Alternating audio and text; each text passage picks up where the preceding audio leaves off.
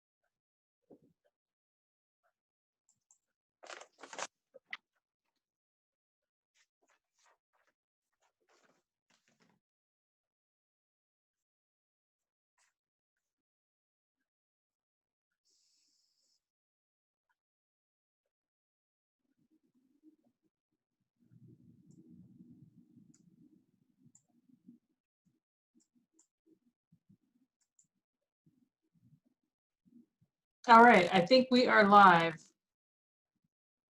This is really weird. Technology is great until it is not. All right, let's try this. Make sure I'm recording on Zoom. All right, I think we are live. Oops, I got to get back out there and get rid of that. Really weird. Technology is great until it is not. All right. Okay, let's try this. Make sure I'm recording. Yes, I'm talking over myself. This is wonderful. All right, let's try this again. So I just wasted a good minute. I hope you are still with me. Let me go back to Zoom. Maybe. Oh, I think my Zoom has just faded out. Grand, grand, grand. All right, I'll be back. This is screwed up. Nope, it says. Okay, there we go. All right, let's see if this is going to work. This is Dr. Robyn MacKillop with Get That GED, and I am here to help you if you need to get your GED. I'm here to help you make that happen. So what Get That GED is a company that provides tutoring in all the content areas. There are 4. We've got math, science, social studies, and language arts. And you've got a test in each of those subjects you have to pass in order to gain your GED. Most of my students say the hardest tests are math. Of course, everybody says math is hard because if you didn't get it all when you were in school, then it can be pretty daunting. And language arts is also difficult. And that's just because there's so much. A lot of reading, a lot of sentence structure and punctuation and grammatics, and it's a lot, but none of it is more than any of you can do. How about that? I've got a lot of students who have completed all 4 tests, have earned their GED, and when they first came in, they weren't sure they were going to be able to do it, especially when they saw how much math they needed to know. But let me tell you, as an adult, it's actually a little easier to learn math than it was when you were a kid. So think about that, a little bit easier to learn math as an adult. So let's go for that. Let's take that and run with it. And here's a really interesting statistic. 47% of those who earn their GED go on to higher ed. And those 47%, 90% stick with it. You know how many dropouts we have? 18-year-olds going to college in the first and second year of college, they're done. They're like, I just got through school. I got through high school. Now I'm in college taking pretty much the same courses. And there's a huge attrition rate out of freshmen, sophomores, college age. However, of the 47% of GED earners who go to college, 90% of them stick with it. That's huge. That's a big deal. So again, let's do it. All right, today I'm going to show you a couple of graph exercises. You'll find graphs and tables in social studies, science, and math. And this one is out of a math book because it's introducing you to percents. But let me switch over. Let me switch my camera. All right.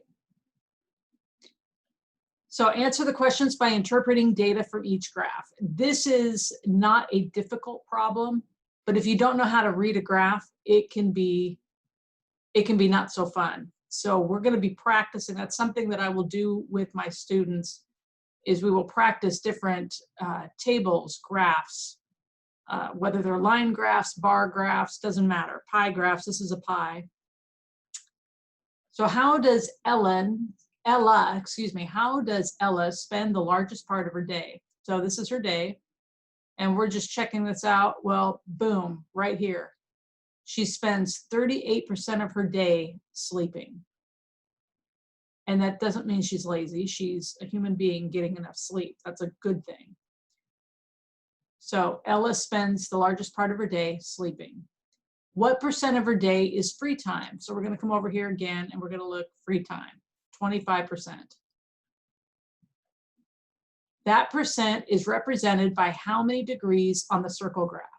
So here's something you need to know, whether you like math or not. You need to know this. A circle is 360 degrees, which means half a circle is 180 degrees, which means a quarter of a circle is 90 degrees. And for those of you who recognize a right angle, that is a 90-degree angle. 90 degrees.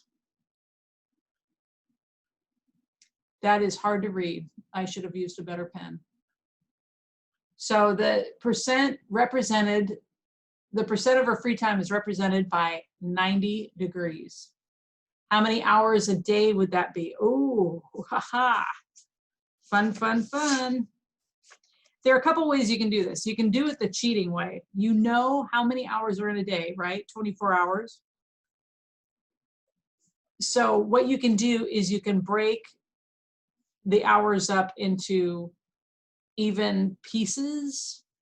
So let's say, 24 would be 6 times 4. So let's do this. 1, 2, 3, 4, 5, 6. 1, 2, 3, 4, 5, 6. That's 12. Oh, I just went blurry. Come on, get back. Don't be blurry. 1, 2, 3, 4, 5, 6. That's 18. 1, 2, 3, 4, 5, 6. That's 24. This is not the way that I'm going to teach you to do this, but this is a way you can do it. This is a simple way to do it. You've lined out all the hours of a day. So what is 25% of this? This grouping is 25%. This grouping is 25%. So is this one. And so is this one. So if we're looking for how many hours a day would that be for free time, we know that 25% is 1, 2, 3, 4, 5, 6 hours.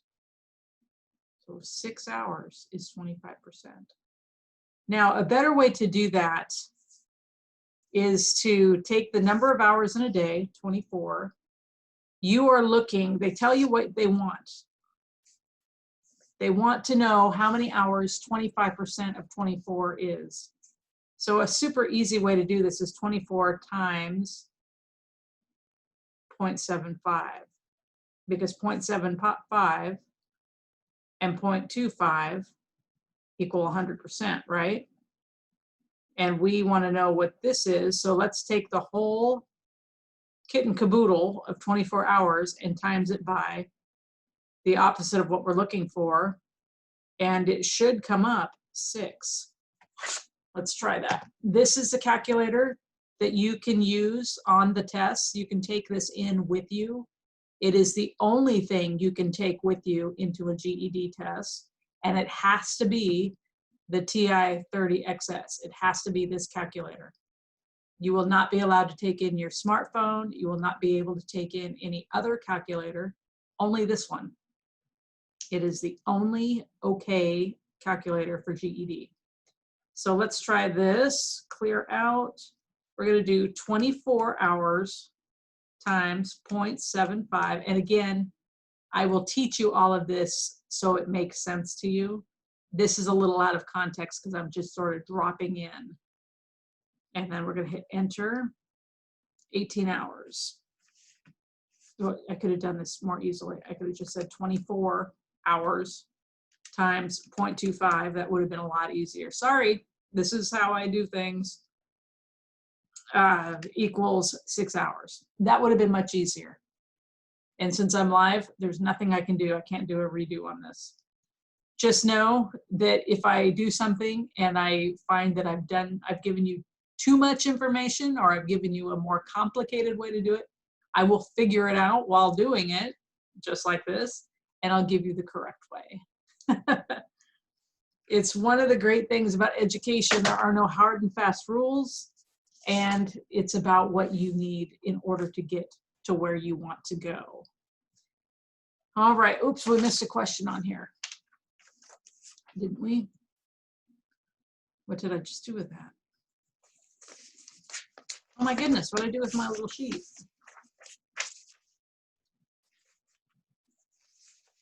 Oh, it's right here. I'm a little bit of a psycho. So which student, that's for a different graph. Sorry, this one's for a different graph. Man, I am not doing well today. All right, here we go. Let's try this. Now we can do these other ones. This is an entirely different graph. We are done with the pie. This is a bar graph. Which student has the highest GPA? Let me straighten this out for you. So the highest GPA is clearly Suki with a 3.8. That's pretty easy to figure out. Even if you're not familiar with the bar graph, you can figure out who has the highest number. Which two students have the same GPA? So we're looking for the same number. That would be Chloe and Dylan. How much higher is Chloe's GPA at 3.4 than Libby's at 2.4? Well, we can just subtract. 3.4 minus 2.4 is 1. So Chloe's GPA is 1 point higher than Libby's. And then last year, Colin had a 2.8 GPA. Has it increased or decreased? So he went from 2.8 to 3, so it increased, and it increased by 0.2. All right, let me flip my camera back.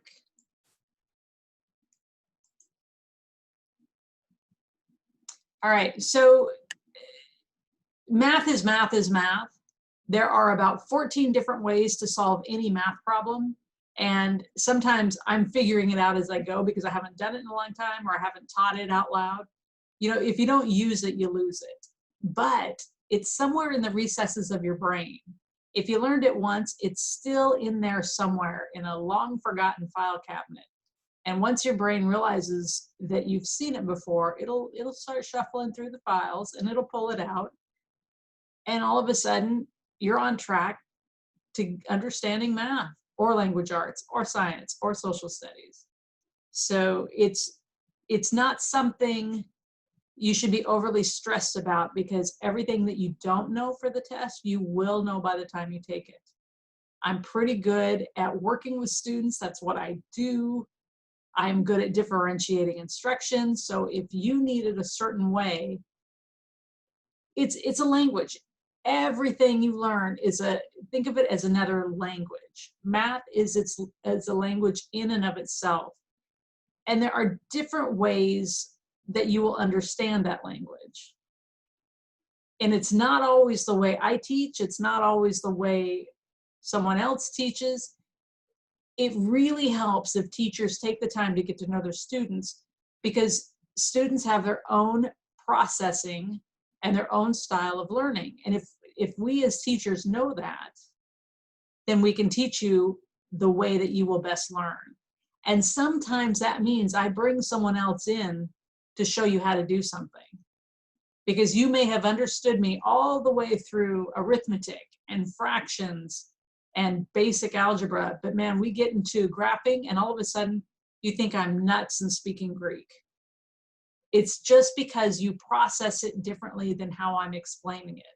And while I know what I know, because I was taught the way I was taught and that's how I learned it, it doesn't mean that that is the way that you're going to learn. And so it's really important that you've got people who are looking at your strengths and the way you process, because that's so important. That's how you get through this in less than 3 months. And you can get through it. Some of my students have done it in 3 weeks. Some of them have done it in a month, 3 months, 9 months, a year. And it doesn't matter how long it takes you. It depends on how fast you want to do it and how much work you want to put into it. Because the harder you work at it, the faster you'll get through it. And I'm here to guide you and help you and make sure you know the concepts and you know what to expect on the tests. I am good with strategies for testing. I know some people are just, they freeze up and they stress out, and that's perfectly okay. That's very common. It's probably more common than not. But if you know how to get through a test and you know what to expect, you're going to have half the battle taken care of right there before you ever walk into the testing center.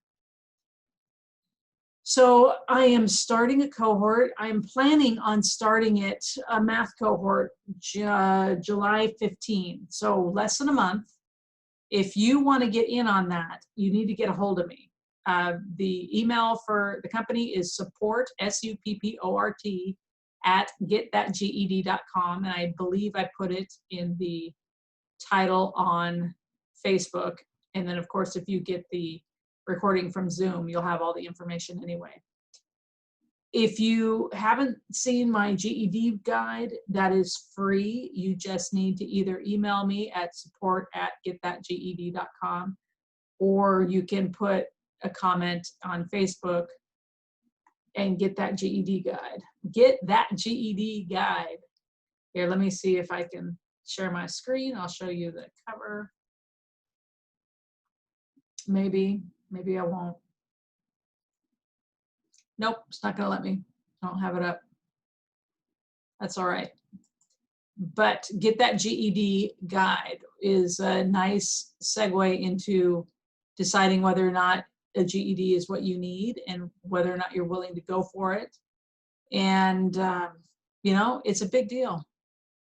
And if you're on that path to improving yourself and getting a better job, talk to me. We'll figure it out. All right, everyone, that's it for now. And I hope this was useful.